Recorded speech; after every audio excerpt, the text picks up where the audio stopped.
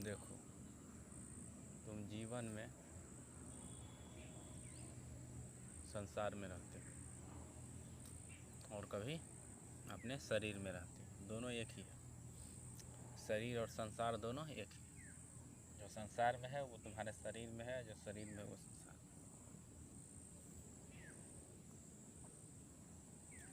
और तुम्हें रहना ही है, तुम बाहर रहो या अपने शरीर में रहो, तुम्हें रहना ही है। तो जब तुम शरीर में या संसार में रहते हो तो बहुत सुंदर है, बहुत सुंदर है और अच्छा है ना। और इसका तुम साक्षी होते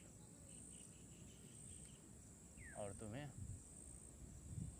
स्वयं का एहसास होता है,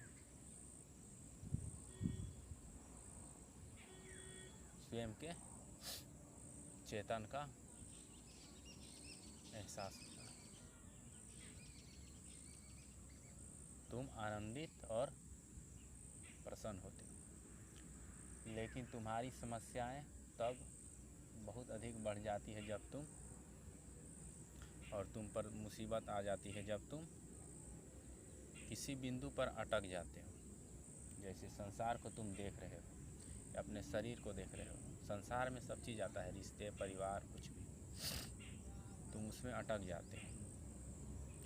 तुम्हें देखते देखते उसमें राग द्वेष हो जाती है, तुम उसमें लगाव हो जाता है तुम्हारा, तुम उससे जुड़ जाते हो। बस उससे तुम्हें बच कर रहना है, उससे तुम्हें बच के रहना है। उसमें तुम्हें रस नहीं लेना है, रस लेना है लेकिन बोध के साथ। बोध रहेगा तो रस स्वाभाविक ही रहेगा, रस लिया नहीं जाता है।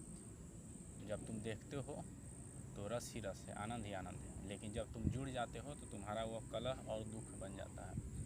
इसलिए तुम्हारा एकमात्र कर्तव्य है इस संसार में कि देखते देखते कहीं तुम इसमें खो ना जाओ, कहीं किसी ऐसे चीज़ से जुड़ ना जाओ जिससे तुम्हें जुड़ना नहीं चाहिए। क्यों नहीं जुड़ना चाहिए? क्योंकि जिस चीज़ से तुम जुड़ रहे हो उसका अस्तित्व तुम ध्यान से देखो तो तुरंत समझ जाओगे कि उस वस्तु का किसी भी प्रकार का कोई सार नहीं है। समझे? वो सिर्फ वस्तु है, उसमें परिवर्तन हो रहा है ना। उसमें सिर्फ परिवर्तन हो रहा है, वो वस्तु मात्र है, उसका कोई भी सार नहीं है। उसे तुम पाकर प्रसन्न कभी नहीं हो सकते। क्यों नहीं हो सकते? क्योंकि वो वस्तु है ही नहीं, और जो है ही नहीं वो तुम्हें संतुष्ट नहीं कर सकता। और जो है चेतन स्वरूप वो तुम्हारे पास भी। इसलिए तुम सदैव मुक्त रहो और प्रसन्न रहो और निरंतर